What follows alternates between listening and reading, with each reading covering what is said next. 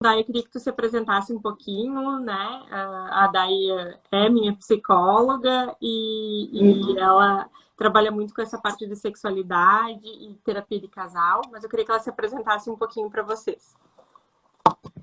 Bom, eu sou a Daiane, acho que além das atribuições de ser psicóloga, ser especialista em clínica, especialista em terapia de casal e de família, depois busquei especialização em sexualidade também, terapia sexual, diversidade de gênero, formação em constelação familiar, né? Agora trabalhando com abordagem de trauma.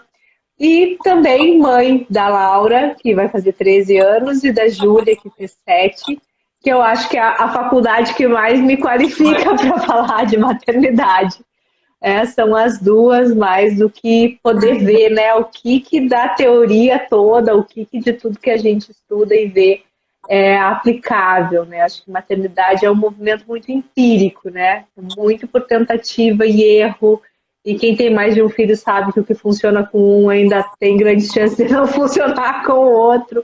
E da gente ter que se perceber em momentos diferentes. Então, eu sou uma apaixonada pela psicologia, né, por o estudo do comportamento humano. Trabalho já há mais de 15 anos com clínica, né, sempre fui muito voltada para essa área.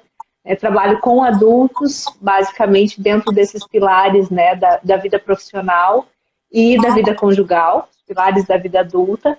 E nesses 15 anos aí, acompanhando mulheres, casais, nesses momentos desafiadores de ciclo vital, né, da decisão de ter o bebê, da gravidez, do puerpério, os primeiros anos, depois, né, toda a parte infância, primeira, segunda, adolescência, saída dos filhos de casa.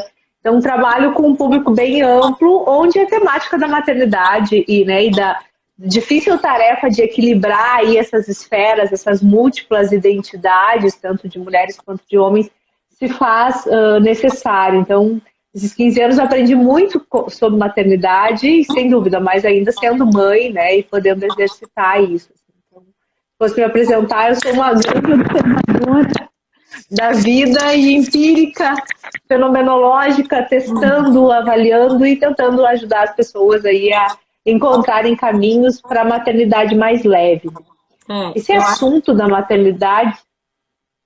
Não, eu acho que a gente botou, né, ali no título da live A Mãe Possível, exatamente para a gente buscar esse contexto, né? Porque hoje eu acho, e a gente escuta muito no consultório, né? Como eu trabalho muito com a transformação da mulher em mãe também, então eu consigo ver no consultório o quanto a gente está sendo inundado de informação, e isso, por um lado, nos ajuda, mas por outro lado, atrapalha, né? Então, essa coisa do Instagram, da rede social, do que as pessoas postam, né? Que é um pedacinho ali da vida que elas estão postando, e a gente enxerga aquilo como se fosse só lá em casa que não acontece, só lá em casa que meu filho não dorme, só lá em casa que meu filho não come, só lá em casa que... E aí a gente acaba com essas comparações criando uma expectativa irreal, né, do que realmente acontece, e isso vai deixando as mães mais infelizes, os filhos com uma carga muito pesada de que eles têm que cumprir tais coisas dessa forma ou daquela forma, e tem curso para tudo, e tem, né, eu acho que a gente entrou numa situação assim de que a maternidade virou um comércio enorme, e a gente não, né, saber se posicionar nisso e saber lidar com a fragilidade, que a gente já está tão frágil naquele momento, já está querendo buscar soluções mágicas mesmo, porque a gente está exausta, porque a gente quer mesmo que durmam a noite inteira, que comam direito, que parem de mamar e toda essa coisa. E aí alguém nos vende uma solução mágica e a gente acaba comprando e se frustrando. E aí eu acho que tu deves ver bastante no consultório também essa questão dessa frustração que as mães estão trazendo como uma expectativa muito grande que não é compatível com a vida real, né? Esse romance, né, da maternidade, essa visão romanceada, acho que é o que mais nos distancia de uma maternidade saudável e possível, né? Eu te digo que isso foi uma coisa que me assustou muito, mesmo antes de ser mãe, né? Quando eu comecei psicologia, eu olhava para todo o jeito com que muitas teorias se organizam e, meu Deus, tudo é culpa da mãe. A mãe é a grande responsável, né? Só que não contam pra gente nessas questões que a mãe é responsável pelos sucessos também, por tudo que dá certo. A gente fica olhando para tudo que dá errado, e eu tinha muito medo disso. E desde a faculdade eu me dedico a estudar questões de maternidade, assim, né? O meu TCC da faculdade foi sobre o impacto do primeiro filho na relação do casal, por perceber, né, que fui ver na literatura que era um dos maiores índices de divórcio, e isso me deixou muito chocada, de como assim as pessoas se divorciam, estão ganhando um bebê, é um momento lindo, como assim? E desde aquela época eu comecei a olhar para a maternidade de um jeito diferente. E essa sobrecarga de informações, ela vem aí ao longo desses 20 anos que eu estudo, com essa, não, então agora nós olhamos para isso, agora nós olhamos para aquilo, agora nós olhamos para aquele outro. Né, com novas informações, óbvio, novos conhecimentos, mas a gente esquece que cada conhecimento isola uma variável. Né? Ela pega, daqui a pouco, um aspecto e olha só para aquilo, e só para aquilo, e só para aquilo. E a gente fica olhando para esse conjunto de coisas, querendo encaixar, sem olhar que eles são parciais. Né? E isso nos deixa muito desestruturados. Quando eu engravidei da Laura, eu estava fazendo a formação em terapia de casal e família, e o meu artigo foi sobre maternidade, e muito sobre essa imagem materna, né, sobre a reconfiguração dessa imagem materna, porque eu ficava muito movida pelo jeito que os psicólogos olhavam para as mães, né, pelo jeito com que a gente, dentro da psicologia, cultivava essa questão da mãe ideal. E o que eu fui descobrir, que me aliviou e me alivia até agora, é que essa imagem de maternidade que a gente idealiza hoje, ela tem menos de 200 anos. Ela é uma coisa que veio com o higienismo, veio com o movimento da medicina, veio com o pós-guerra mais forte e teve muitas questões sociais que influenciam a essa ideia da mãe, que não era assim. Antigamente a gente não tinha nem infância, as crianças eram mandadas para trabalhar com outras famílias para adquirir aptidões, né? E essa ideia da mãe desvelada que abre mão de tudo pelo filho, cuja isso tem 200 anos. Isso não é real, né? E a gente se dá conta que é uma construção que a gente foi alimentando e que, sem dúvida, foi muito alimentada por razões científicas, né? Naquela época, lá, quando a medicina estava se estruturando, se percebeu que as mães que amamentavam seus filhos tinham um índice de sobrevivência das crianças maior. Se percebeu que mulheres que realmente se atentavam para as questões do desenvolvimento tinham crianças com uma capacidade, né, de sobrevida maior. Então, a gente teve um embasamento científico para olhar para a necessidade muito mais da mãe, mas da sociedade olhar para as crianças como seres mais frágeis. E foi atribuído esse papel de cuidado toda e absolutamente para a mãe. E isso se perpetua. Né? Isso se perpetua dentro dessa ideia. As mães cuidavam antes, cuidavam, mas sem esse peso, né? Sem essa abdicação da própria vida. Né? Sem esse julgamento, né? A gente vai ter na literatura essa imagem idealizada que a gente tem de mãe, da Emily do Rousseau para frente, assim. Não, antes disso, a gente tinha uma imagem de uma mulher que tinha filhos, né? E que esses filhos cresciam e se desenvolviam e ela tocava a vida, né? E essa injunção do amor materno, toda essa ideia, né, que a partir do momento que você for mãe, você vai enxergar tudo diferente, você vai se abdicar das coisas, é óbvio que ela tem um fundo, né, de realidade, no sentido que a gente se move e se conecta e cria uma relação. Mas o que a gente esquece é que é uma relação construída, é uma relação aonde você, desde a gestação, desde a ideia de ter filho, quando você é adolescente, você vai construindo esse amor, vai construindo essa identidade. E a partir disso, você chega a esse movimento de maternidade, que para algumas mulheres é extremamente encantador e se veem naquilo, e para outras não. E para outras é um movimento diferente. A gente estava falando, é construir uma relação. Mas é só mais uma relação das relações que a mãe e que essa mulher tem, né? Então a gente acaba criando como se só essa relação agora importasse, que só essa relação fosse verdadeira. Tudo bem, logo que o neném nasce, a mãe e o bebê se fusionam mesmo e acabam ficando um só, mas tem que existir também esse distanciamento e a gente tem que voltar a ter outras relações também, né? para não ficar E focado só naquilo e esquecer que a gente é, que aquilo que eu estava escutando, que foi romantizado faz pouco tempo. E também faz pouco tempo que a gente assume tantos papéis. Faz pouco tempo que a mulher está em exatamente. casa, que a mulher está trabalhando, que a mulher, além, né, assume milhões de coisas e junto com isso veio a romantização. Então a mulher ficou completamente perdida. Agora eu tenho que ser essa mãe mártir e daí tenho que abandonar todo o resto, mas o que eu faço com a minha carreira e o que eu faço com o meu marido e o que eu faço com os meus, né, com as minhas outras É questões. mais grave o que eu faço com a minha identidade. Isso para mim foi algo sofrido, Natália. Porque quando eu estava grávida da primeira, as pessoas me olhavam, eu tenho esse jeito super performático de ser super feminina, de gostar muito de saia, de salto, né, de estar maquiada. Isso é algo da minha identidade desde pequena, né? E eu ouvia isso quando estava grávida. Esquece o salto, tu nunca mais vai usar. Maquiada, tá assim que não tem filho, porque quando tiver filho, curso de final de semana, que sonho para as mães. E eu pensava, meu Deus, se eu abrir mão dessas coisas, a Dai foi embora, né? Eu não vou mais ser eu. Se esse for o preço para ser mãe, eu quero pensar se eu quero ser mãe. E aí eu pensei, não, acho que dá para fazer diferente. Vamos lá, vamos testar. E realmente há todo um movimento para que você, tipo assim, você vai ver, você vai adorar tal coisa. Eu, muitas coisas da vida com bebês pequenos, né, que me diziam, você vai morrer de saudade. Sinceramente, gente, eu não tenho saudade de muita coisa.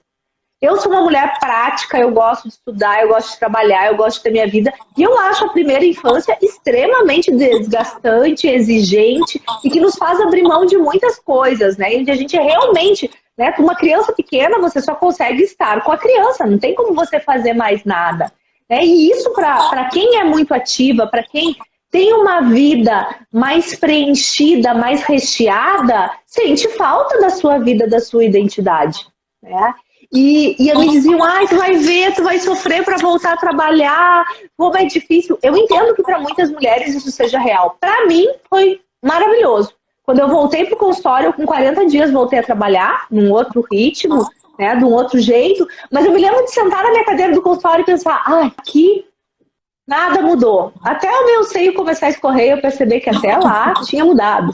Mas que eu tinha, era eu, né? Que ali eu podia pensar com a minha cabeça, conversar um outro assunto que não fosse cocô mole, cocô duro, arrotou, dormiu, né? Me envolver com a minha vida de novo. E eu vejo que isso é algo, né, que pesa muito para as mães. Eu vejo que as mães que não romanciam, seja a gravidez, seja o puerpério, seja o cuidado com coisas que olham do jeito real e percebem que não gostavam daquilo ou de algumas coisas daquilo antes, e por que passariam a gostar, né? Quando é o seu momento, né? Então, acho que tem muitos momentos maravilhosos. Por exemplo, a amamentação é uma coisa linda. Nos primeiros 15 minutos. Depois é cansativo, dói as costas, dói o seio, né? Você tem vontade de fazer outra coisa. Então, a gente romancia tanto alguns momentos. E eu me lembro que quando eu fui uma das primeiras das minhas amigas a ser mãe. E aí, minhas amigas psicólogas falando assim, nossa, eu acho um horror a mãe que está amamentando e conversando e olhando a TV. Na época nem se usava tanto celular. E eu peguei e disse, gente, não, só um pouquinho, para tudo. Né? Vamos fazer uma conta simples. Um bebê mama de 3 em 3 horas. Uma mamada dura 1 hora. Tá? Então a gente está falando aí no mínimo de 6, 8 horas por dia. Quem consegue ficar 6, 8 horas por dia num estágio de contemplação? É impossível. Você vai precisar, né, ter o teu momento, se aconchegar, talvez em algumas mamadas, e outra mamada das 3 da tarde é uma coisa, a mamada das 3 da manhã é outra. E o quanto a gente nega a nossa humanidade, nossa questão de cansaço, nossa questão de desgaste físico para muita coisa. E parece que como mãe a gente não tem esse direito. Né? Que depois que tu é mãe, tu não pode reclamar de uma noite mal dormida, que você não pode se sentir cansada de estar levantando pela 50ª vez, que você tem que passar a gostar das músicas da Galinha Pintadinha cantadas pela milionésima vez. Né? E que a gente não precisa gostar de todas as partes, né? Eu muito tranquilizo as mães. Digo, tem mãe que adora ser mãe de filho bebê. Outras mães gostam muito de ser mãe de filho criança, primeira infância. Outras mães vão gostar muito mais da segunda infância, outras mães vão gostar muito mais da adolescência e outras mães vão gostar muito mais da vida adulta. E todas vão poder se sentir mães. Agora, quando a gente tem uma cartela única, né, de opções, em que ser uma boa mãe é adorar todas as partes do cuidado, né, achar que só o mundo, né, colorido com a maternidade e o mundo infantil é legal, e que se sente culpada toda vez que se sente bem ou aliviada ou tranquila quando exerce outras identidades, a gente está criando, né, uma fábrica de culpa. Que, como tu bem disseste, está muito a serviço de vender alguma coisa. Eu sempre digo para meus pacientes assim, toda comunicação tem uma intenção, né? A gente precisa, nós estamos aqui falando de maternidades possíveis com a ideia de poder relativizar alguns conceitos para ajudar as pessoas a estar nesse movimento de uma forma mais leve. Mas muitas coisas que a gente vê são produtos, são ideias de nos vender alguma coisa. E a venda vai partir da falta, daquilo que eu não consigo, daquilo que eu não vejo, daquilo que eu não estou podendo fazer. Que sim, se é uma demanda minha, eu posso buscar. Mas hoje é tanta oferta que a gente começa a se questionar, né? Mas será que eu estou fazendo isso? Quem nunca aqui, né? Tu vê uma questão da alimentação, tu, meu Deus, isso eu não estou fazendo. Aí tu vê higiene do sono, meu Deus, tem que fazer isso. Aí tu vê, gente, a gente passaria o dia, né? O dia atenta única e exclusivamente a isso. E aí são as contas que não fecham, né, Natália? Porque você precisa ter filhos como se não trabalhasse fora e precisa trabalhar fora e cuidar da tua carreira como se tu não tivesse filhos. Né? Então a gente vai precisar olhar para esse equilíbrio das coisas, né? E a gente está se distanciando de algo muito essencial. Sempre falou isso, que o equilíbrio para tudo. Que tu, em algum momento vai estar mais olhando para a carreira, em um momento vai estar olhando mais para a maternidade, um momento vai estar e umas bolinhas vão cair no meio do caminho, né? Essa coisa da gente também querer ser sempre o melhor, a melhor mãe, a melhor profissional, a melhor esposa em todos os momentos, não vai fechar. E aí a gente esquece da gente, né? Nesse movimento aí, a Natália fica escondidinha lá dentro para fazer todos esses papéis maravilhosamente e esquece da identidade, que a gente falou. E maravilhoso para quem? Maravilhoso para postar no Instagram? Maravilhoso para quê? A gente se esquece de uma coisa muito simples. Uma coisa é boa ou é ruim a partir dos seus efeitos. Para mim, isso é o que mais me tranquiliza como mãe. Se a gente vai olhar, tal coisa é muito bom. Bom, e qual é o efeito disso na criança? Qual é o efeito disso em mim? Existe uma questão de ordem, né? A gente chegou primeiro, criou uma identidade, criou uma vida, teve um movimento. A partir disso, a gente entrou numa relação com um parceiro. E a partir dessa relação, a gente construiu um espaço para um filho. E aí, depois, esse filho chega onde já tem tudo isso construído. E tem um convite social para que a gente diga, não, nada disso que aconteceu até agora é importante, o importante é isso. Esquecendo que os filhos vão crescer, que eles precisam ir se distanciando da gente para se desenvolver. E nesse distanciamento, a gente precisa estar mostrando para eles que a nossa vida está em ordem. Sem dúvida, as crianças com mais problemas de desenvolvimento que eu atendi foram as que tinham a mãe totalmente disponível e centralizando todo o seu senso de competência, né, e felicidade no filho. Isso é muito pesado. Ainda mais para uma criança. Que ela seja responsável pela alegria ou pelo brilho dos olhos. Tu postou, isso pesa.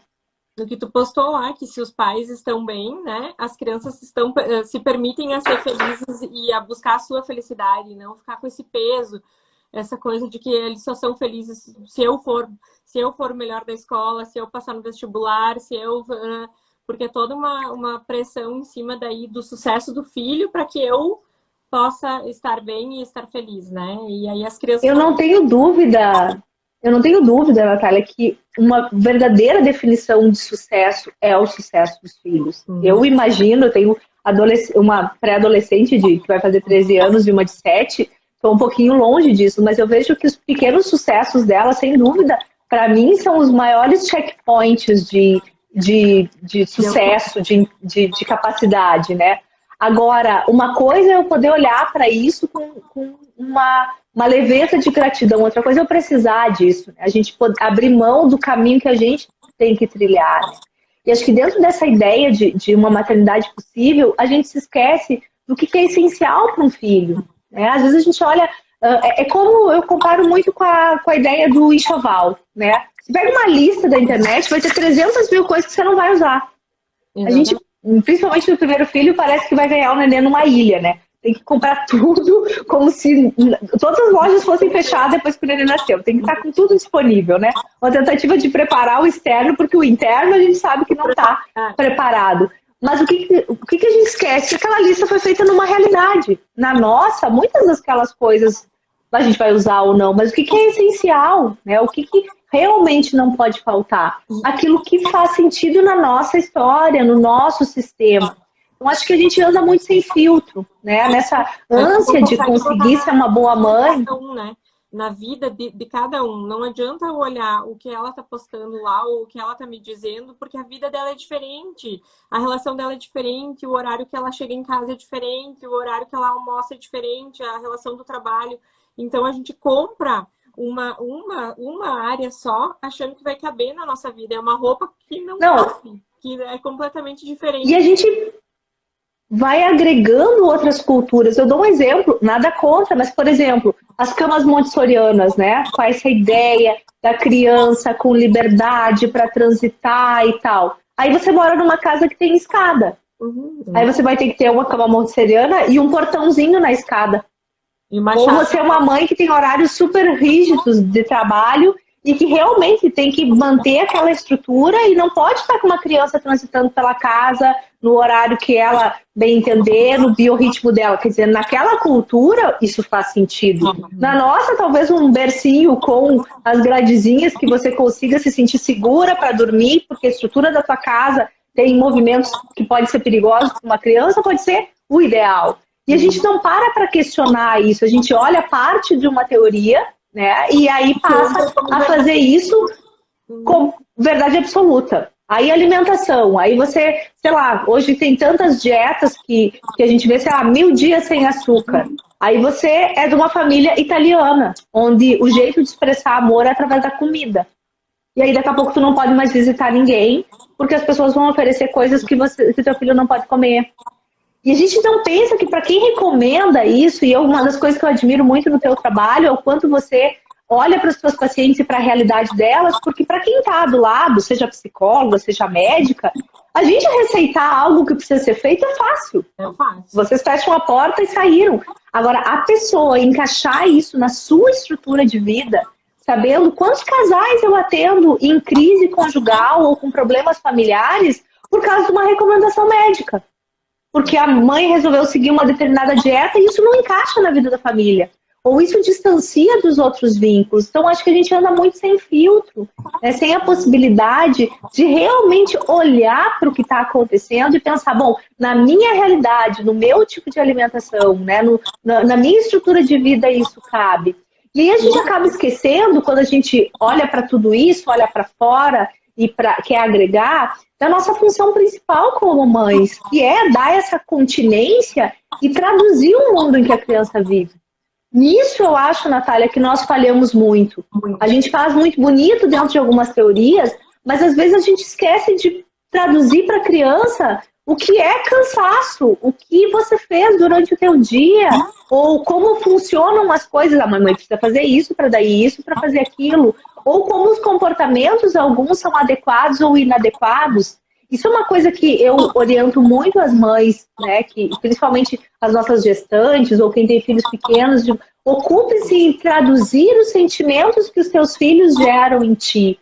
É importante quando a criança está te convidando pela 10ª vez para ver aquele filminho, você possa dizer, olha, eu sei que para ti, nesse momento, aprender por repetição é importante, mas a mamãe está cansada.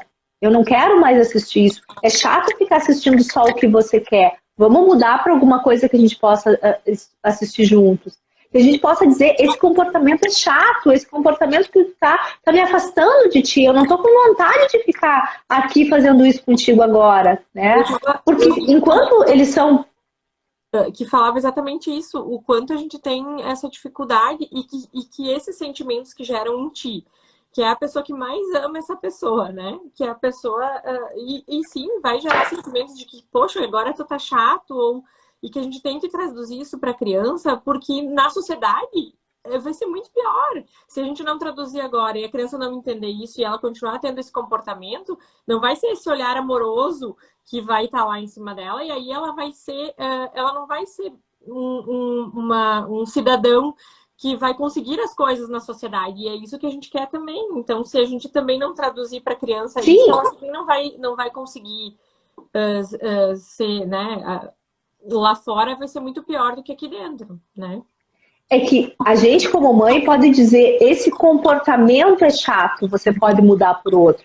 Se ele chegar na escolinha com esse comportamento, a outra criança não vai dizer que o comportamento é chato. A outra criança vai dizer você é chato. Então já vira uma questão de identidade. Então essa nossa função de poder dizer isso é legal, isso não é, isso me aproxima de ti, isso me afasta, né? Tal comportamento faz com que a gente te admire, te ache legal, tal comportamento faz com que a gente te olhe, né, de um jeito julgando errado, percebendo que não é adequado. Essa questão toda de adequação e para tudo. Seja para a forma de se portar, seja... Hoje, esses dias eu estava fazendo uma live sobre imagem pessoal e comecei a refletir sobre isso, sobre como nós, mães, muitas vezes não traduzimos para os nossos filhos. Olha, essa roupa que tu está vestindo, traduz para outra pessoa isso, isso, isso e isso. É isso que tu quer traduzir mesmo, porque tu vai ser rotulado por isso. Não, a gente entra numa também, criança, é adolescente, pode tudo. Não, ele vai sofrer consequências determinado pelas suas escolhas, e nós, como adultos, podemos proteger, dizendo, olha, isso é adequado, isso não é adequado, isso vai te gerar tal consequência, que eles não têm essa capacidade de perceber que daqui a pouco eu pintar meu cabelo de roxo, vai fazer todo mundo me olhar, e daqui a pouco algumas mães não quererem que eu ande comigo porque eu tô com o cabelo roxo. Tá, pode não significar nada, pode. Agora, as outras pessoas não precisam ter esse carinho ao me olhar, elas podem pegar a sua bagagem, os seus estereótipos, me rotular. Eu posso ter o meu cabelo roxo? Posso. Eu posso deixar o meu filho? Posso. Mas eu vou ter que saber que isso vai me gerar consequências e que eu vou ter que lidar com isso. Que uma roupa, um determinado estilo vai me caracterizar como um determinado grupo. Eu posso querer fazer parte, isso é bom para mim, ou eu posso não querer. E a gente falha nessas questões. Acho que hoje a gente olha tanto para teorias grandes e a gente está esquecendo o que já funcionou. Todo mundo, essa geração que a gente tanto critica, os pais, dizendo que agora a gente tem que ter uma comunicação não violenta, que tem que ter isso, que tem que ter aquilo. E, gente, sem dúvida, eu acredito muito na ciência, em tudo que a gente pode evoluir. Mas a gente não pode esquecer que esses jeitos criaram boas pessoas, colocaram boas noções de limites. Eu não sei se o nosso jeito atual está tão melhor nesse sentido. Se a gente está preparando os filhos, né, para um mundo competitivo, meritocrático, né, e ostensivo, né, de necessidade de conquistas e suporte, como os nossos pais ou os nossos avós nos prepararam. Então, fico pensando muito nisso, assim, o quanto a gente tem olhado para teorias de fora e não percebido o que funcionou na nossa família. Né? O que os nossos pais fizeram que nos instrumentalizaram. A gente vem de uma cultura em que é muito fácil olhar para aquilo que não foi lá, dá para fazer mais leve ou melhor. Mas não olha para toda a bagagem que a gente tem. Se a gente se atentar um pouquinho e olhar um pouquinho para trás, para a nossa bagagem de família, e para a bagagem de família do pai das nossas crianças, provavelmente a gente vai encontrar muito recurso. Muita coisa que já deu certo e que talvez seja uma bússola mais eficiente. Que eu, com certeza, vou poder dar o meu colorido mais leve, mais condizente com as informações que eu colho, podendo aproveitar o que a ciência me traz de acréscimo, mas dentro de uma linha que faz sentido para mim, que faz sentido para o meu companheiro, que faz sentido para a minha família e que vai ajudar essa criança a se sentir pertencente, a se sentir fazendo parte de algo que tem força. Eu acho que isso é uma das coisas que a gente mais precisa lembrar, que a gente pode parar um pouquinho e ver o que funcionou pra gente, o que me instrumentalizou em algum momento da minha vida para poder oferecer isso para os nossos filhos. E eu acho que entra no total, e eu acho que agora, então, se é pra gente buscar alguma coisa, a gente deveria buscar o autoconhecimento, né? É a gente olhar pra gente, porque a gente não sabe, né? A maioria de nós, da minha geração, que quer, né? As mulheres férteis que estão agora engravidando e ganhando seus filhos, não sabem o que é importante.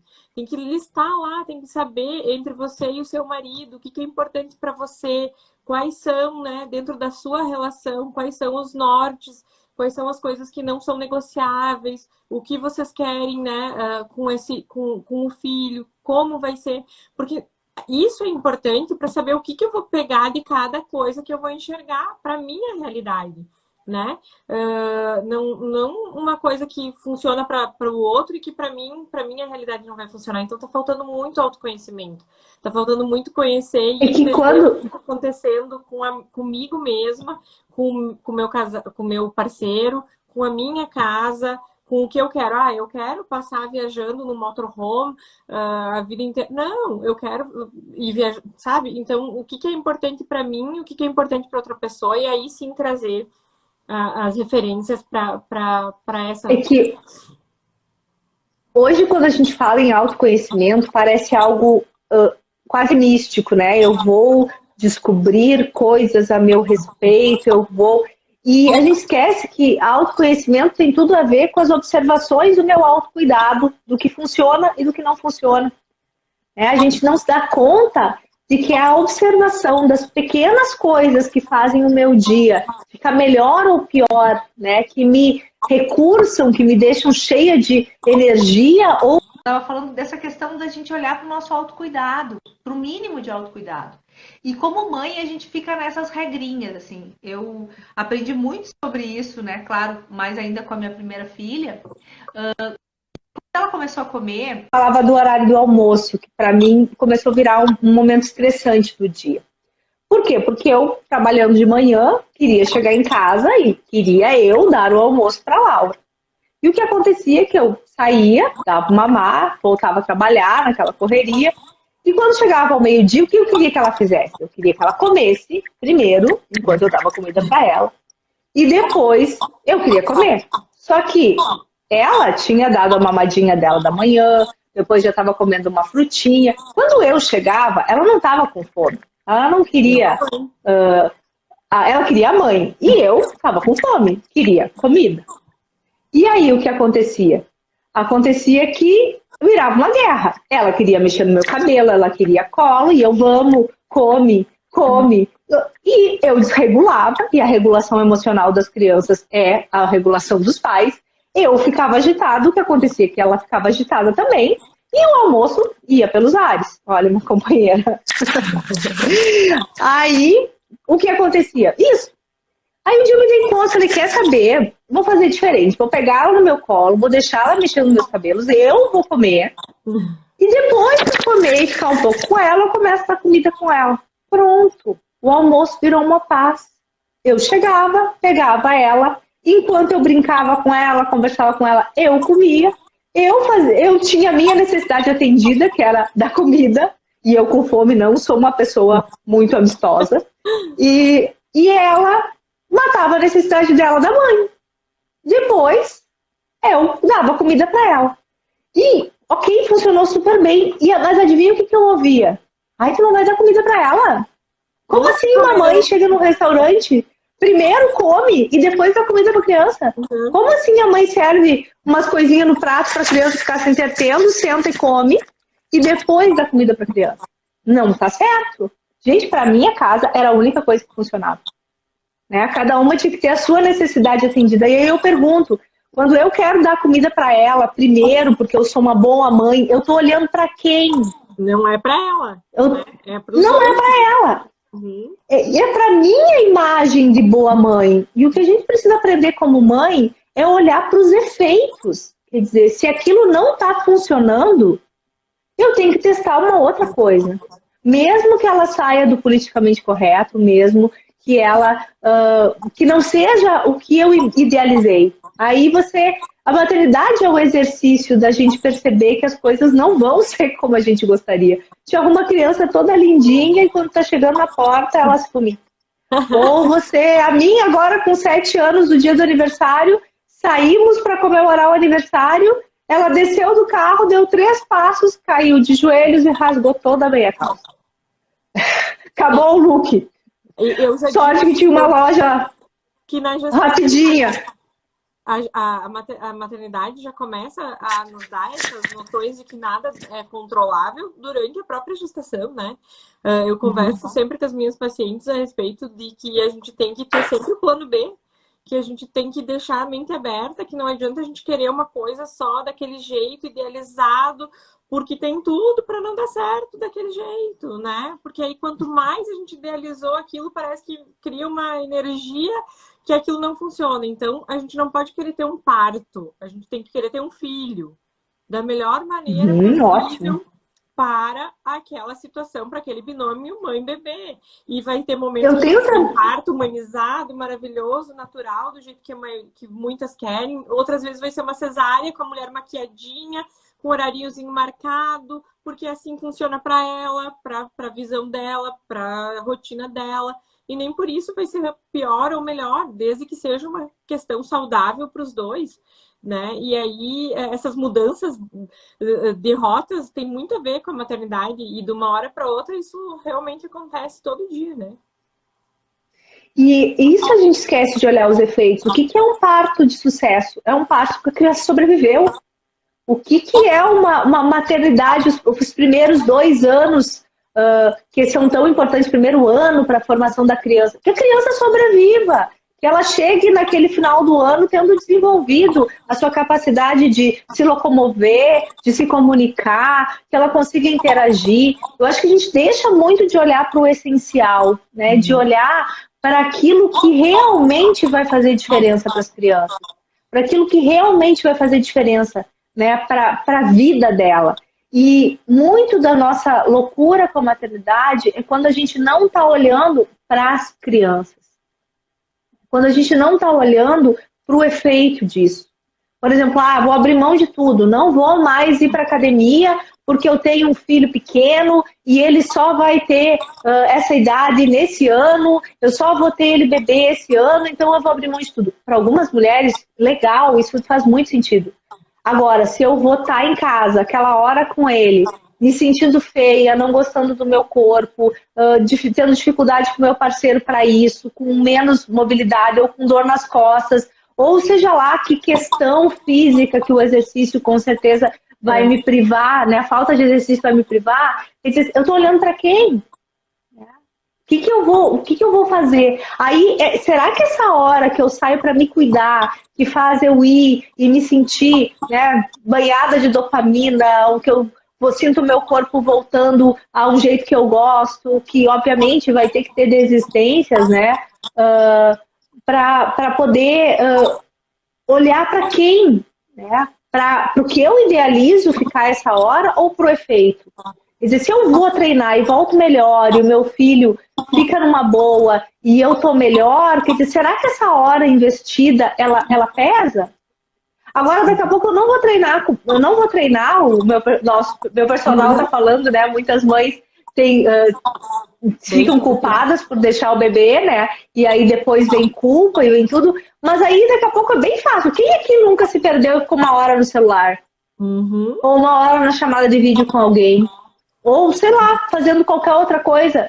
E para a criança é muito mais nocivo que ela esteja aqui do meu lado e eu dizendo, para só um pouquinho, do que eu sair, fazer o que eu tenho que fazer e voltar. Isso é hoje um dos perigos do home office.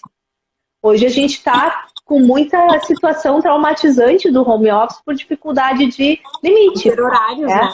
Horários definidos do que tá trabalhando, agora papai vai trabalhar, agora não vai, é difícil, né? Em casa. E crianças precisam de marcadores concretos, entendeu? Ela não tem como entender no horizonte temporal dela tão pequenininho, que é naqueles minutos, a gente precisa dar parâmetros concretos, mostrar o relógio, quanto tempo, ou se são menores ainda, poder, então, quem trabalha em home office, tentar ter um cômodo da casa onde possa fechar a porta e dizer, quando mamãe está aqui dentro, ela não está disponível, quando eu estou aqui fora, eu estou disponível, né? Ou criar algum mecanismo. Eu tinha uma mãe que eu achava fantástico, que ela trabalhava em casa, muito antes da pandemia, e ela colocava o sapato e sentava. Aí o filho olhava, se ela estava de sapato, ela estava trabalhando. Se ela estava de chinelo, ela estava disponível. Olha que prático. Quer dizer, tinha códigos que ela ia explicando para a criança, né, que ia fazendo com que ele fosse criando essas coisas. Porque, caso contrário, a criança vai ter um registro de ter sido rejeitada, entre aspas, 10 vezes. Só um pouquinho, só um pouquinho. Quando ela poderia ter mamãe saiu, mamãe voltou. E a gente esquece de perceber essas pequenas coisas, né? E esse é o autoconhecimento. Quer dizer, como é que minha criança fica, né? Quando eu chego. Muitas vezes a gente chega e aí quer fazer isso, quer fazer aquilo, e a criança ali em volta da gente. Não é mais prático eu chegar, sentar, pegar a criança no colo, olhar, ficar um pouquinho. Quando ela se nutriu, aí você larga e vai fazer outra coisa. Porque senão fica uma guerra de interesses. E esse autoconhecimento é poder olhar o que funciona e testar, gente. A gente tem aberto mão de uma ferramenta fundamental que é: vou para academia, volto, meu bebê tá bem? Posso ir. Meu bebê não ficou bem? Bom, vou ter que repensar. Tudo traumatiza, né? Tudo traumatiza muito. Tudo, não posso fazer esse teste, porque se ele ficar 1 minuto sem mim e sentindo minha falta, ele vai se traumatizar e nunca mais vai ser... a gente nunca mais vai consertar isso, né? Então a gente tá tendo essa coisa muito grandiosa. E, gente, a gente vai traumatizar. Sim. E hoje ainda eu postei a frase, né? Hoje eu postei a frase, né? Adultos potentes, né? Uma frase do Luiz que eu amo, né? Adultos potentes foram amparados no amor e frustrados nas expectativas. E eu vejo isso muito claramente no consultório. Quando você consegue traduzir para a criança, isso não, o limite é aqui. Não, você não é tudo para mim, você é uma parte da minha vida. Não, eu também gosto de sair só com o papai também gosta de sair só com a mamãe. Eu gosto da vida de adulto, ou eu não vou assistir isso pela 10ª vez, eu vou assistir as minhas coisas agora. E quando a gente consegue traduzir tudo isso e trazer isso, a criança, sim, ela vai se frustrar. E a gente esquece que qualquer trauma traz um recurso. Trauma renegociado é um grande recurso. Todos nós temos traumas que nos moveram, né? A própria questão, quem é mais analítico aí, o complexo de Édipo, quando a criança percebe que ela não é tudo para a mãe, que a mãe, né, quer ficar com o pai, isso é um trauma organizador. É um trauma que ajuda ela a se dar conta que ela vai ter que ser boa na vida para conquistar alguém como a mãe, como o pai. E a gente esquece isso, que essas pequenas coisas que os pais de antigamente diziam, né? Tipo assim, aqui na minha casa vai funcionar assim, quando você tiver a tua, você faz do teu jeito. Meu Deus, tá mandando o filho embora.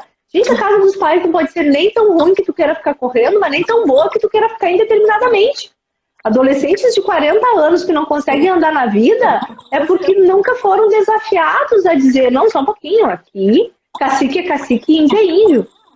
Você não pode tudo. E acho que esses são nossos parâmetros que vão dando força, que vão motivando as crianças para aprendizagem, motivando as crianças para olhar para a vida adulta com desejo, para realmente querer se instrumentalizar como a gente, né? E essa tradução que eu tanto falo passa muito por isso.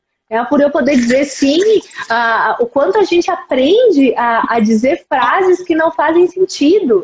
Eu me peguei falando isso, assim, a minha filha pequena dizendo para mim, você tem que trabalhar, e eu disse, sim, eu tenho que trabalhar, porque a mamãe precisa ganhar dinheiro para comprar as coisas para você, e aí eu saí na porta e me dei conta, meu Deus, estou ensinando prostituição, que a gente trabalha só por dinheiro. Não, olha, a mamãe vai trabalhar porque a mamãe adora o trabalho dela, porque se eu ficasse só em casa eu ia ser uma chata, porque eu adoro fazer o que eu faço, e que sim, é maravilhoso ser mãe, mas eu também adoro ser psicóloga e também adoro fazer as coisas com as minhas amigas e também adoro fazer as coisas com o teu pai. E a gente poder traduzir isso para que as crianças, sim, elas vão se decepcionar, elas vão sentir essa dor. Eu não sou tudo para minha mãe, mas é essa dor que vai querer fazer com que ela queira ser adequada, que ela perceba que ela precisa, sim, ter uma boa conduta para aproximar as pessoas dela, que vai fazer ela ser uma pessoa melhor nas suas relações. Agora, se ela tem tudo de graça, né, ela pode fazer qualquer coisa, ela perde esses parâmetros. Se eu sou tudo para minha mãe, eu vou querer ser tudo para o mundo. E aí, se eu brinco, se eu nunca tomei um ventinho, né? Quando eu tomo, eu me desorganizo. Eu vejo crianças que entram no movimento na pré-adolescência, que é a primeira vez que o grupo exclui, o mundo desaba. As crianças começam a se cortar, a pensar em suicídio, a fazer coisas imensas, porque é a primeira grande frustração, é a primeira vez que alguém me diz que eu não sou adequado, ou é a primeira vez que alguém não me convida. E isso desorganiza. E isso tem muito a ver com esse movimento em que os pais protegem, e não frustram e não decepcionam. E, bom, as crianças não vão aprendendo isso. Eu sou uma mãe dura. Eu tenho essa consciência de amar a severidade. Né? Eu consigo ver muito mais amor na severidade que fala a real e que traduz do que no, ai, não, tudo bem, na ausência de limites. Porque uma mãe severa, uma mãe que ama na severidade, ela está mais preocupada com o efeito da vida no filho do que com a sua imagem como mãe. Ela está mais ocupada em fazer sua função de traduzir do que em ser vista como a querida, a maravilhosa, a boazinha. Então, acho que os bonzinhos amam menos. Eu sei que muitas de nós não aprenderam a amar a severidade, ou viram uma severidade no masculino e não no feminino. As mulheres da minha família, são muito mais bravas que os homens. Então, eu aprendi a amar a severidade nas mulheres da minha família e perceber o quanto elas protegem, né? E aí a gente tem que testar. Eu ainda não tenho filhos adultos para comprovar, mas ao que eu vejo das minhas, essa severidade dá para elas uma segurança. Elas sabem que elas podem contar, que elas vão ter a minha visão mais real e que o intuito de toda a severidade é proteção, é poupá-las, é instrumentalizá-las, é prepará-las. E eu acho que isso é algo que a gente precisa se reconciliar, né? Que a gente precisa olhar para a severidade com mais amor, percebendo a amorosidade dos nãos, das condutas mais severas e das vezes que a gente vai errar, porque a gente vai errar, mas por esse excesso de zelo, né? Essa instrumentalização para a vida, esse movimento de realmente querer fazer com que eles tenham mais habilidades para solucionar problemas, com que eles tenham mais recursos para lidar com os desafios da vida. Deixa eu te dizer que hoje a Elis está com 2,9, né? E agora, sabe que sempre teve uma mãe que saiu e voltou, e saiu e voltou, e saía e voltava toda hora. Então ela não tinha muito essa coisa não foi muito de se agarrar nas pernas, de mamãe não vai, de chorar. E agora ela tá começando a querer fazer um pouquinho isso, assim, sabe? Ai, mamãe, não vai trabalhar, fica aqui comigo, e papapá. E olha, agora tu vai se emocionar aí, que foi tu que me ensinou essa do... E hoje eu usei muito isso, assim, filha, a mamãe vai trabalhar porque a mamãe adora ir trabalhar. A mamãe gosta do que ela faz, a mamãe gosta de ir lá ver as mamãezinhas, os bebês. Então, não é só porque a mamãe vai ganhar dinheiro e tal, é porque a mamãe gosta de ir trabalhar. Então, a mamãe gosta de ficar aqui com você, mas a mamãe também gosta de trabalhar. E ela, nossa, ela tem super entendido, assim, sabe? Quando eu converso com ela numa boa e ela... E tem, né, essa coisa da separação aí próximo dos 3 anos, agora um pouquinho mais até do que ela tinha antes. Mas a gente tem que aprender a isso, a lidar com aquilo, né? E dá 2 segundos, eles já estão ótimos, mas na hora que a gente sai, parece que vai, né, acabar o mundo. Então, de poder dizer isso também, acho muito legal isso que tu colocaste, porque eu aprendi mesmo, né, nas nossas conversas dessa coisa assim, de que ir trabalhar também tem que dizer para os nossos filhos, para que eles gostem do que eles vão fazer depois, que quando eles forem adultos, eles também saibam que a gente não tá... E outra coisa do autocuidado que eu tenho olhado, assim, o quanto a gente negligencia, né? Eu posso ficar 2 horas lá no consultório, ou ir lá numa cesárea, ou numa cirurgia, e se eu estiver trabalhando, tudo bem. Aí eles vai ficar com alguém, vai ficar tudo bem, e eu não vou voltar para casa me sentindo culpada porque eu deixei ela 2 horas. Agora, se eu for fazer 1 hora de academia, se eu for tomar um chá com uma amiga, se eu for fazer qualquer coisa, aí não pode ficar 1 hora longe, porque aí essa hora, nossa, fez toda uma falta para ela, né? O quanto a gente fica se chicoteando, né? Em vez de sem olhar para os efeitos. De exigir isso do parceiro, de exigir, né, da nossa rede de apoio, que a gente possa fazer essas coisas, porque também ninguém, eu sempre leio, ninguém vai te dar de mão beijada assim também, ai queridinha, vai lá fazer tuas coisas, então que eu vou ficar aqui com o seu bebê, que eu vou ficar aqui. Não, a gente também tem que exigir isso, a gente também tem que dizer, não, para mim isso é importante, então eu tenho que se organizar, eu preciso disso, você vai ficar tanto tempo, eu vou ficar depois, mas enfim... E a gente não busca isso, a gente não vai atrás e vai deixando, e vai largando, e vai acumulando. E não... tempo não é uma medida. Tempo não é uma medida para a gente saber se a gente está sendo uma boa mãe. Eu brinco muito com pais que eu digo, faz um quiz com teu filho, né? Você sabe a comida preferida dele, sabe o que ele está assistindo na TV, sabe qual é o melhor amiguinho, sabe qual é a cor preferida, qual é o brinquedo que ele está brincando agora. Se você sabe essas coisas, né? Claro que elas mudam, pelo menos tu sabe a última. Você está presente. Agora, como é se eu chego em casa, né? Eu vejo muito isso com a questão dos casais, né? Ah, não, depois que tem filho, nunca mais saiu sozinho. Ah, não, para sair jantar tem que levar o fulaninho. Para viajar tem que levar o fulaninho. E a gente esquece de olhar para quem? Para a criança. Por exemplo, jantar. Dependendo da idade, as crianças aproveitam muito pouco. Elas têm uma rotina, elas querem comer a coisinha delas, deitar e dormir. Ai, mas aí a gente fica, meu Deus, eu vou ir para um restaurante comer uma coisa boa e o fulaninho vai estar em casa comendo sopa. Sim, mas tu tá indo para um restaurante com 30 e poucos anos para comer uma comida que faz sentido para 30 e poucos anos, num ambiente que faz sentido para adulto. E a criança, ela tem os 10, os 15, os 20, os 30 para viver essa mesma coisa depois. Por que ela precisa viver agora? Aí, ela não vai aproveitar o jantar, você provavelmente também não vai. Você, às vezes, por que uma mãe quer sair sozinha? Eu me lembro de dizer isso e chocar, principalmente a família do meu marido. Mas por que tu não levou ela? Porque eu queria comer uma comida quente. Eu queria um dia sentar e alimentar uma pessoa. Né? Enquanto muitas vezes ela vai ficar em casa, vai ficar bem, vai ficar na rotininha dela, vai ficar numa boa. Bom, a gente precisa deixar claro para os nossos filhos o que tem de interessante na nossa vida. A gente precisa chegar e dizer, eu gosto de sair namorar com seu pai, com a tua mãe.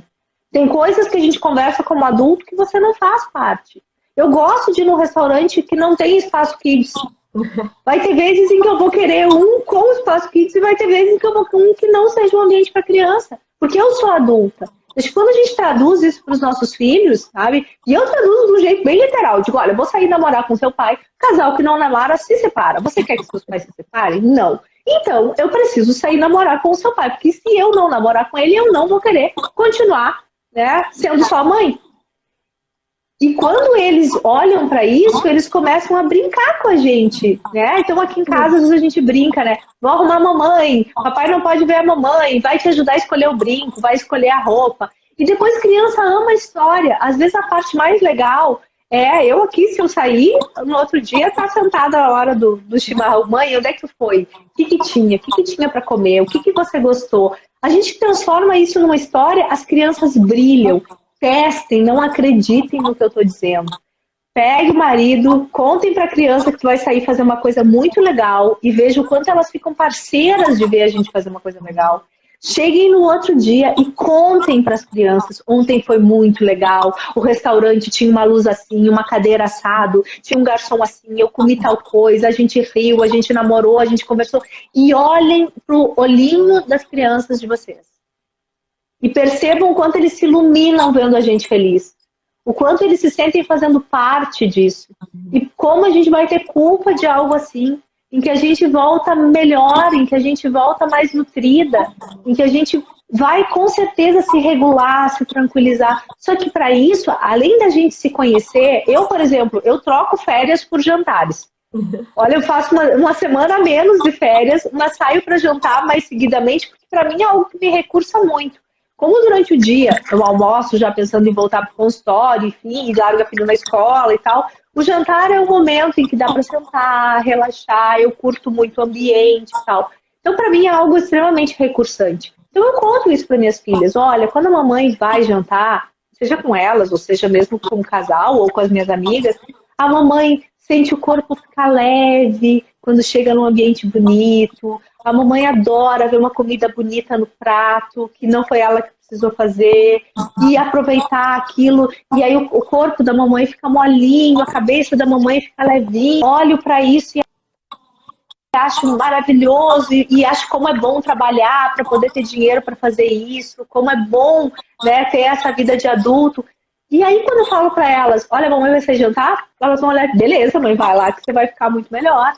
Mas para isso a gente tem que investir nesse vínculo de poder contar. Hoje eu saí com as minhas amigas, tomar um café de tarde, foi tão legal. Sabe, você gosta de brincar com as suas amigas? Eu gosto de brincar com as minhas.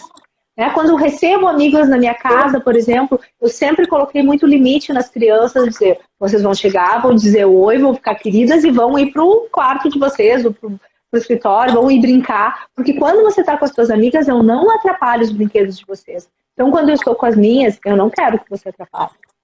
E, claro, no começo, quando eles são pequenos, a gente tem que falar, deu, agora é a hora da mamãe com as amigas dela, você vai assistir o teu filminho, vai brincar com o teu brinquedo, enfim. E a gente vai ter que repetir várias vezes. E depois a gente vai ter que validar, nossa, como que foi legal, bonito, adequado, ou não, olha, tal comportamento não foi legal, mas tal foi legal.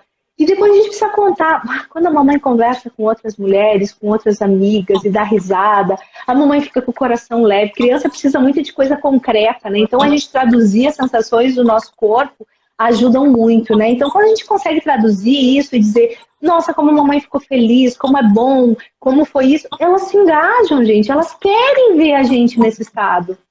Né? Quando a gente diz, olha, a mamãe quer tomar um banho sozinha, porque o banho, enquanto a aguinha cai, a mamãe pensa e se tranquiliza. Se você bate na porta e fica entrando, você quebra esse meu momento. Então, será que dá para esperar ouvir o chuveiro desligar? Você pode entrar, ouvir o chuveiro ligar, deixa a mamãe ter esse momento em que a mamãe vai deixar a água cair, vai pensar, é uma coisa que a mamãe fazia lá na adolescência. A gente precisa contar as histórias, traduzir as nossas sensações, convidar os nossos filhos a entender como é que a gente funciona, sabe? E o que a gente faz?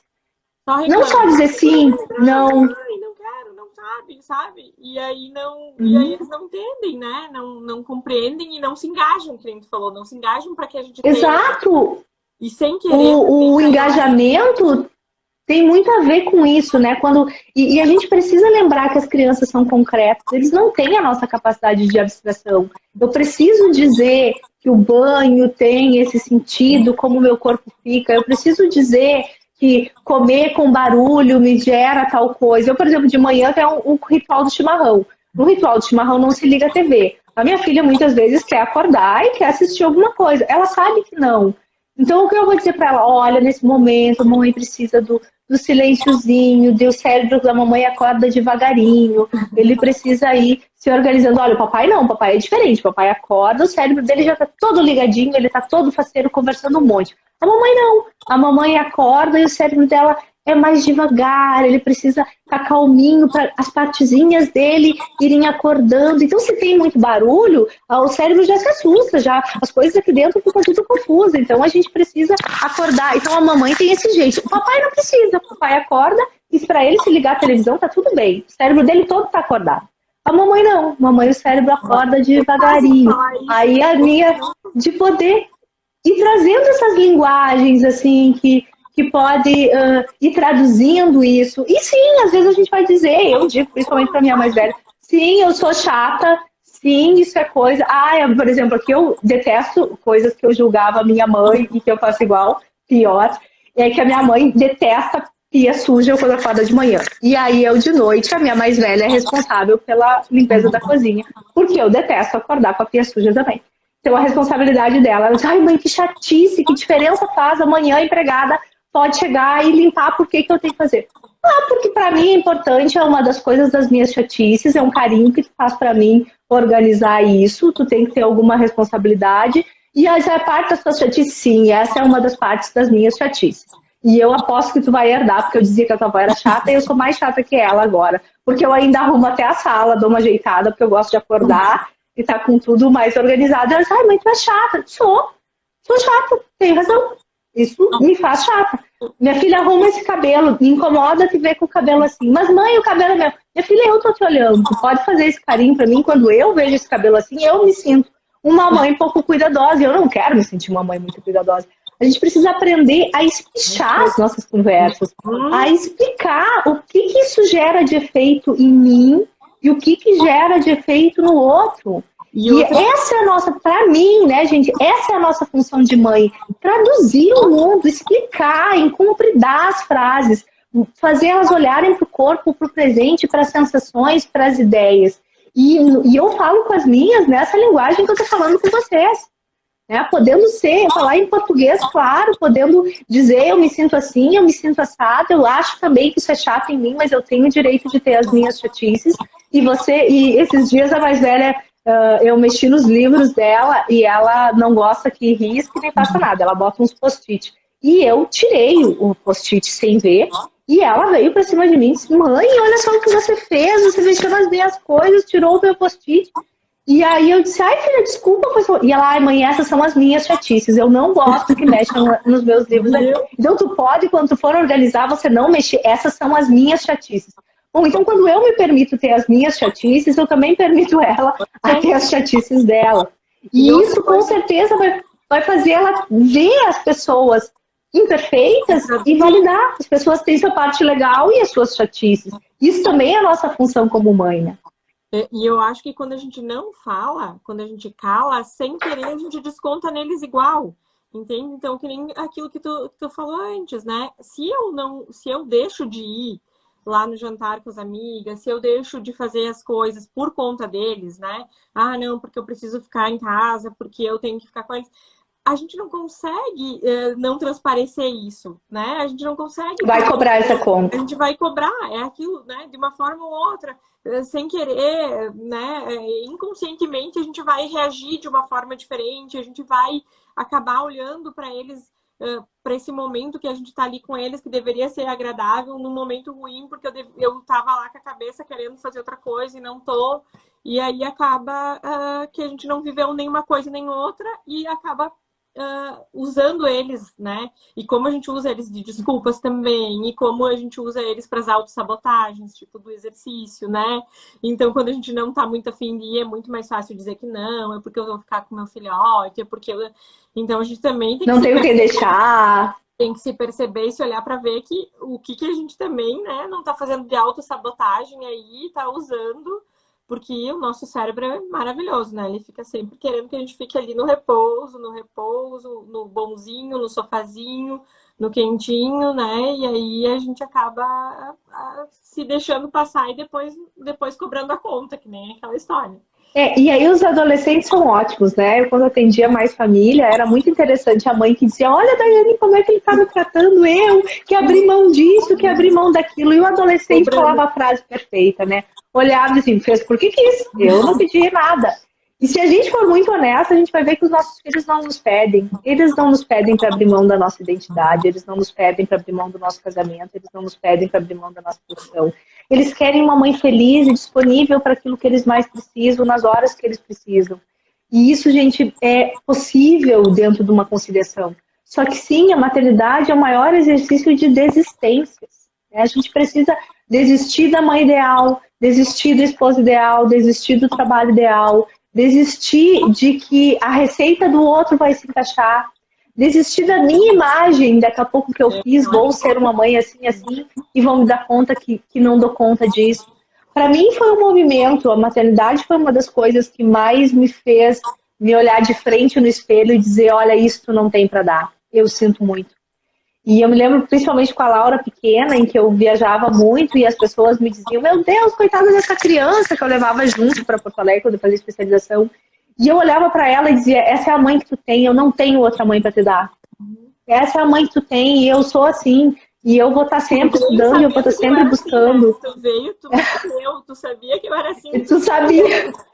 E hoje muito eu digo para elas isso, né? Essa é a mãe que eu consigo ser e eu te prometo que eu estou fazendo o melhor que eu posso, né? E a minha filha brinca, né? Que eu sou a mãe modo trator, né? Porque eu vou direto no ponto, né? E esses dias eu disse, ai minha filha, desculpa, talvez fosse o momento que eu devia dizer, ai que lindo e tal, mas eu sei que não é assim. Vou dar esse exemplo. Foi um dia que eu me senti uma mãe má, né? Trator. Minha filha chegou falando das aulas extras e, mãe, será que eu faço coral? Será que eu faço teatro? Será que eu faço patinação? E a gente tinha ido, né, tinha visto a cantata natalina, que é muito bonita, né? E ela tinha visto o coral e ficado encantada. E ela me olhou e disse assim, porque eu canto bem, né, mamãe? E eu olhei para ela e disse, ai, minha filha, sinto muito, mas tu não canta bem. Você canta, tem muito para aprender, mas não é uma voz que seja um talento. E ela me olhou com um olhinho assim de, meu Deus do céu, que horror isso. E aí eu me senti mal, falei, meu Deus, será que como mãe eu devia ter dito isso? Eu disse, ai, minha filha, desculpa. Desculpa se eu estou sendo uma mãe trator, mas eu te conheço, né? Você vai investir, você está buscando o coral porque tu achou lindo, tá lá na janela cantando. E eu vou dizer que para estar lá na janela cantando, tu teria que ter um timbre de voz diferenciado, você precisava ter um diferencial que eu tô vendo que você não tem. Então você vai ter que investir muito para ser mediana, e eu sei, tu sendo minha filha, que tu não vai curtir muito ser mediana, que você vai se desmotivar. E que se lá no final do ano você não for para a janela, você vai ficar extremamente frustrada. Agora, eu, como tua mãe, eu te conheço. E eu acho que você tem outras aptidões onde você pode se realizar mais e ter sucesso fácil. Você vai muito bem no teatro, você vai muito bem em outras coisas que não o canto. Então, desculpa se eu estou sendo trator, mas eu te conhecendo me diz, você, como vai ser se você investir um ano inteiro e não for para a janela? Ai, mãe, eu acho que vou ficar bem, bem chateada. Eu digo, então, você tem que fazer o teste e ser real. E eu sei que tu não vai gostar, tu tá indo com uma expectativa que eu já tô vendo que na realidade não é real. Então tu me perdoa, mas eu vou te ser honesta, investe o teu tempo em algo que você, tu tem outros talentos, olha para esses outros também. Talvez seja mais divertido, talvez você possa fazer de um jeito mais leve, mais gostoso e ter um melhor resultado. E aí ela me olhou e disse, bem melhor o jeito trator, tu tem razão, mãe, eu não iria ficar. Eu falei, tu vai ficar treinando em casa, e para compensar tu não ter um timbre de voz excelente, tu vai se dedicar, tá disposta a fazer todo esse movimento para conseguir? Não. Então, acho que se eu te conheço, a gente conhece os filhos da gente, ir lá e ficar lá no meio não vai te agradar. Então, eu não acho uma boa opção. E passou o tempo e ela foi ver as amigas que estavam no coral e disse, mãe, não tem nada a ver comigo mesmo, eu não ia ficar fazendo aquilo. Então, às vezes a gente abre mão para ser essa mãe amorosa, não, meu filho, tudo é lindo, e não diz, não, tu quer cantar, tu pode, tu quer se dedicar, tu tá disposto a fazer esse e esse caminho para estar aqui? Se tu tá, beleza, eu tô aqui, te apoio. Agora, se tu não tá, para que essa frustração, para que ficar nesse movimento? E isso dói na gente. Esse foi um dia que me doeu, que eu fiquei questionando muito, pensando assim, meu Deus, né? Será que eu tô sendo uma mãe muito má? E depois veio uma outra situação e ela me disse, mãe, me ajuda a olhar para tal coisa, porque tu vai conseguir saber se eu vou me sentir bem ou não. Isso aumenta a confiança, isso faz com que eles olhem e possam usar a nossa experiência, o nosso olhar, a nossa capacidade de abstração a seu favor. Muitas vezes ela chega para mim e diz, mãe, tu acha que a relação custo-benefício, me ajuda a olhar a relação custo-benefício disso aqui, ela não fala exatamente com essas palavras, porque ela pode confiar que eu vou ser honesta com ela. E quem pode ser honesta com ela? Em quem ela tem que acreditar, né? Então, se eu olho para ela, eu vejo que isso faz bem. Se eu olho para mim, eu penso, eu queria ser uma mãe mais, né, mimimi, eu queria ser uma mãe, e eu queria mesmo, gente. Eu olho para as mães que estão assim e eu acho bonito, eu acho louvável a mãe que se encanta com a infância e coisa, mas eu tenho que reconhecer, isso não é meu. Eu sou uma mãe prática, eu sou uma mãe que demonstra amor nas ações, no cuidado, que tem uma outra linguagem de amor diferente. Eu não sou a mãe que vai guardar os 20 desenhos, mas eu vou ser a mãe que vai se encantar com o pensamento rápido, né, com o jeito de se relacionar. E acho que esse é o movimento de autoconhecimento. Qual é a mãe possível? Eu ainda estou descobrindo as mães possíveis para mim. Se eu olho para mim, eu sempre acho que falta algo, que eu deveria ser mais pacienciosa, que eu deveria ser mais amorosa, que eu deveria... Agora, se eu olho para elas, para a força, para a capacidade, para o jeito com que elas estão se desenvolvendo, aí eu consigo me sentir uma mãe eu acho que os filhos também, que seja suficiente. E os filhos vão ser os filhos, cada um do seu jeito também. Assim como nós vamos ser mães diferentes, os filhos vão ser diferentes. Então também não dá para querer que eles tenham os mesmos comportamentos e as mesmas regras dos outros que a gente está vendo. Aquela história que o meu dormiu a noite inteira com 3 meses, o meu comeu não com 5 meses, o meu... Então cada um vai ter um start, é aquilo. Um vai ser bom no canto, outro vai ser bom leitor, outro vai ser bom... E cada um vai ter a sua. Então o segredo é a gente conseguir olhar, enxergar isso nos nossos filhos e estimulá-los naquilo que eles realmente são bons e aquilo que a Day falou, e poder mostrar para eles isso, poder que eles confiem no nosso, né, também julgá-los de forma amorosa, mas julgá-los o que está certo, o que está errado, o que você consegue, a nossa função. consegue, né? E não, e aí que tá, a gente se exime às vezes dessa função, né? E o adulto somos nós, né? Nós somos os adultos, nós somos os pais, e a gente quer encher de regras, mas a gente se exime da nossa responsabilidade em traduzir, em fazer isso, e doa quem doer. Nem sempre vai ser agradável, nem sempre a carinha do outro lado vai ser, né, de gratidão naquele momento, mas depois a conta vem, né? E vem vem no despreparo, vem na sensação de desamor, vem no quanto eles ficam se sentindo perdidos, né? Eu sou uma tentante, sou uma mãe em construção, até agora os efeitos me mostram que tão ruim não tá, né? Quando eu vejo elas saudáveis, se desenvolvendo, eu brinco, não sou exemplo de mãe. Né? Tenho um filho vivo, acho que já sobrevive, já estão ganhando muito, já estamos com atestado de boas mães pelo fato dos filhos estarem respirando e se desenvolvendo. E acho que a gente precisa olhar menos para a gente e mais para eles. Acho que a nossa cultura nos induz a olhar para nós como mães. E o que a gente precisa olhar é se o efeito daquilo que a gente está fazendo está sendo bom. Acho que quando a gente aprende a olhar para isso, a gente aprende a melhorar o autocuidado, a gente aprende a... Se eu sou uma mulher mais feliz quando eu estou bem no meu casamento, a cuidar do meu casamento. Se eu sou uma mulher mais feliz quando eu estou bem profissionalmente, eu vou me dedicar para isso e vou trazendo essas riquezas de fora para dentro da maternidade, mostrando essas identidades para os meus filhos. E é tão lindo quando a gente vê, principalmente mulheres que são muito apaixonadas pelo trabalho, e a gente traduz isso para eles, é tão lindo ver eles nos descrevendo para alguém. Eles falando com orgulho que a mamãe foi ver os bebês nascer, ou minhas filhas que falam, minha mãe, o que meu psicólogo faz? O psicólogo ajuda as pessoas a ficar mais felizes, a minha mãe está lá ajudando as pessoas a ficarem mais felizes. Quer dizer, quando a gente dá uma tradução do nosso trabalho, e é muito mais simples, sabe? É muito mais simples do que a gente imagina. A gente às vezes esquece de olhar um pouquinho e de se perguntar, né, se o que eu estou fazendo faz sentido para mim, se os efeitos do que eu estou fazendo são bons, se eu consigo perceber, né, me olhar e me enxergar na minha maternidade e o quanto eu consigo preservar das minhas outras esferas. Eu acho que a gente não precisa ficar aos pedaços, a gente sempre vai ter mais chance quando a gente está inteira, quando a gente está integrada, quando a gente está movida, né, por uma sensação de olhar para frente e se desenvolver junto com os nossos filhos. A gente esquece que é o desenvolvimento deles, mas segue sendo o nosso. Uhum. E que eles vão passar e a nossa vida vai ficar. É a nossa responsabilidade se manter cuidadas, né, manter o nosso casamento, manter a nossa identidade profissional. Vamos abdicar de coisas, vamos diminuir o ritmo, vamos fazer escolhas, sim, e tá tudo certo. Vamos ter que desistir de algumas coisas para dar conta de mais essa tarefa, mas que possamos não desistir da gente, né, e não desistir da nossa função de traduzir, né, para os nossos filhos a vida da mãe que é possível e que a gente pode acreditar, a mãe possível é suficiente. É suficiente.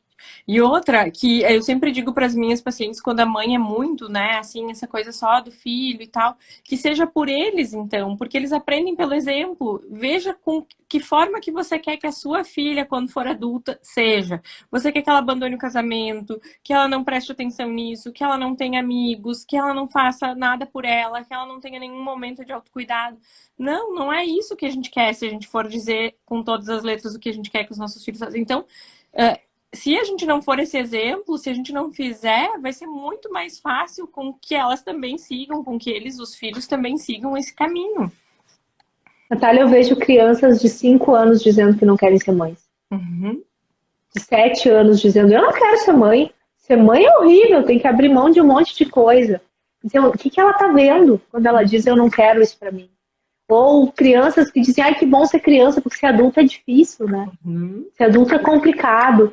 E eu acho isso tão sério. Porque sabe? a maioria tão quer complicado. crescer, né? A minha fica dizendo, mãe, olha, eu tô grande, eu quero ficar grande. Eu quero Mas crescer. os que querem crescer, veem os pais adultos com uma adultez feliz, né? E se a gente for pensar que a gente vai passar a maior parte da nossa vida sendo adulto, é bom que ser adulto seja bom.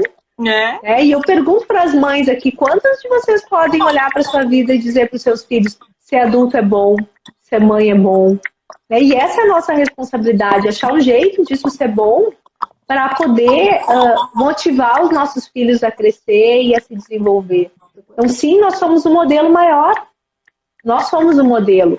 E eu espero que a gente possa, no mínimo, ser um modelo feliz, um modelo que se divertiu ao longo do processo. E que os nossos filhos possam olhar para a gente e dizer, eu também quero essa vida quando eu ficar grande. Acho que se eles conseguirem olhar para a gente e ter isso, certamente vai ser mais fácil eles seguirem os nossos passos. E irem muito além da gente, com certeza. Uhum.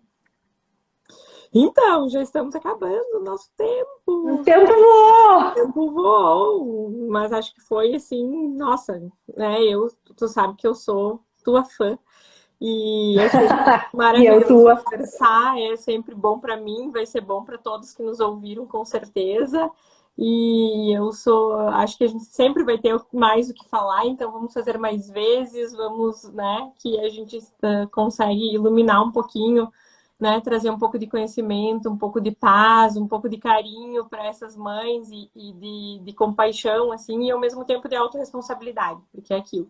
Ao mesmo tempo que a gente também tem que, né, se dar não, a gente tem que se dar um tempo, né, que a gente faz muitas coisas, que a gente é maravilhosa, mas a gente também tem que ter a autorresponsabilidade de ir atrás, de fazer diferente, de mudar, de se enxergar e de querer fazer mudanças. Não adianta a gente ficar só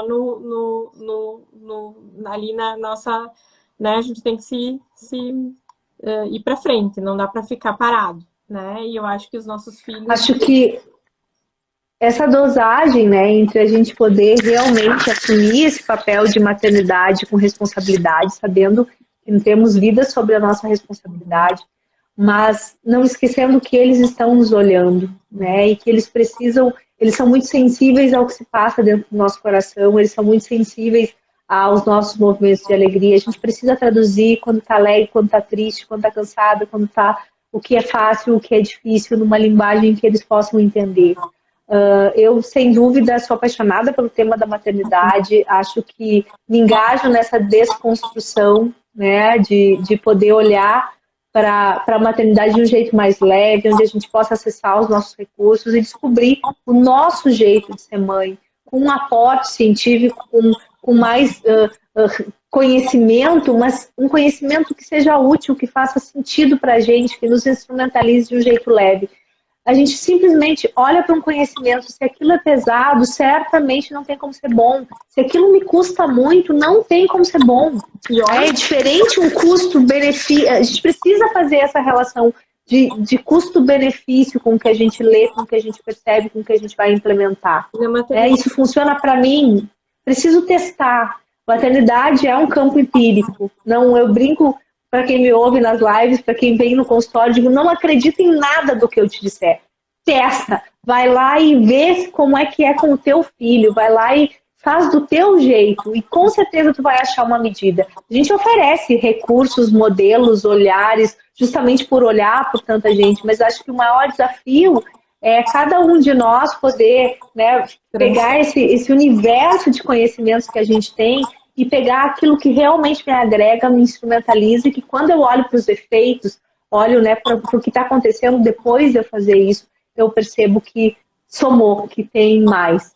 Tudo aquilo que é pesado, que me distancia, que me afasta dos meus vínculos, que me afasta da minha família, que é muito diferente das coisas que são importantes para mim, não tem como ser bom. Que a gente possa usar mais realmente permitir descobrir o nosso jeito e procurar ter a maternidade mais feliz que a gente conseguir. Os filhos precisam de mães que os ensinem a ser felizes. E a gente só vai Buscar essa alegria, né? Que a gente não tem que estar sempre nesse peso, sempre nessa. O caminho tem que ser bom também. Não adianta a gente esperar e quando dormir a noite inteira eu vou ficar feliz.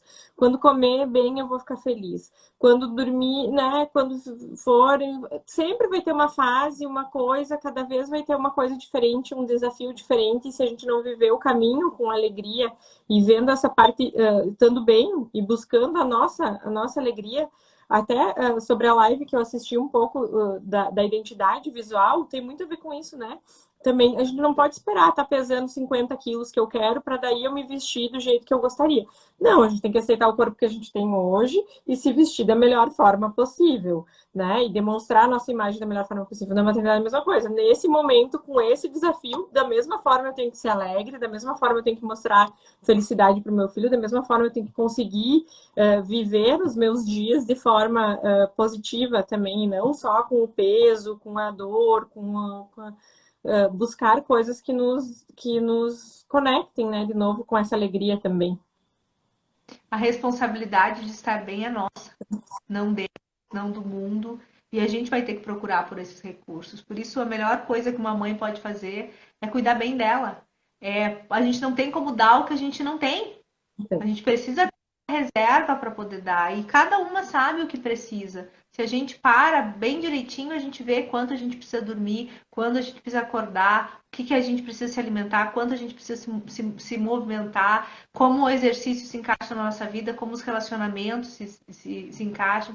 E sem dúvida, a rede de outras mulheres, isso que a gente está fazendo aqui, de conversar, tem o jeito da Natália, que eu posso ser um pouco parecido, que tem o jeito da Dai, que eu posso ser muito parecido, ou que é muito diferente, mas eu posso experimentar, que a gente também possa ampliar a nossa rede, né, para fazer essa maternidade mais leve, mais feliz. Então, prazer todos que estiveram aqui, Obrigada. quem ainda não segue o Instagram, seguir, que eu estou sempre postando alguma coisa lá. Sempre maravilhoso.